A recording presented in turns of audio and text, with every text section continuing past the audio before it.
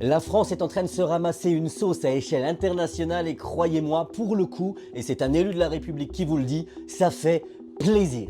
Discrimination envers les musulmans, violation croissante de notre liberté d'expression et enfin, complicité de crimes de guerre par l'envoi d'armes à des pays mêlés directement dans des génaux, je pense que vous voyez à qui je suis en train de penser. Alors que la France se présente constamment comme la patrie garante des droits de l'homme, alors que la France se présente comme la patrie où la liberté d'expression est non négociable et inconditionnelle, voilà que la Cour européenne des droits de l'homme, que l'Organisation des Nations Unies et plusieurs ONG viennent tout simplement de condamner la France pour ces multiples violations que je viens de vous citer. Et entre nous, quand quelqu'un ose dire cela publiquement en France, force est de constater qu'il ne passe pas sur les plateaux télé pour en débattre, comme toute démocratie digne de ce nom devrait pouvoir le permettre.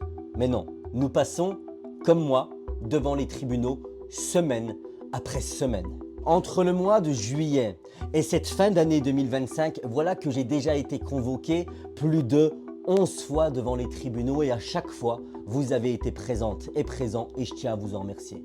Devant les tribunaux, pourquoi? Simplement parce que je défends la cause palestinienne et aujourd'hui, pour cela, je risque jusqu'à 7 ans de prison. Mais grâce à vous, grâce à votre soutien, grâce à la mobilisation permanente, jusqu'à présent, j'ai réussi à me fournir une défense de qualité et je viens d'enchaîner 2 victoires contre les sionistes et leurs alliés. Désormais, nous attendons des dates extrêmement importantes, notamment le 27 janvier où j'attends un délibéré assez important. Le 28 janvier, où cette fois-ci je veux être jugé pour avoir tenu une conférence de presse pro-palestinienne, mais également le 24 février ou encore le 25 février avec un procès qui, souvenez-vous, m'avait envoyé en détention provisoire à l'isolement à Fleury-Mérogis pendant 1 mois. Face à ces multiples condamnations sur la scène internationale, je vous le dis, la vapeur est en train de se retourner. La tendance est en notre faveur et c'est la raison pour laquelle il ne faut absolument pas fléchir. C'est la raison pour laquelle il faut continuer à se battre pour notre liberté d'expression, mais aussi à se battre pour faire en sorte que le peuple palestinien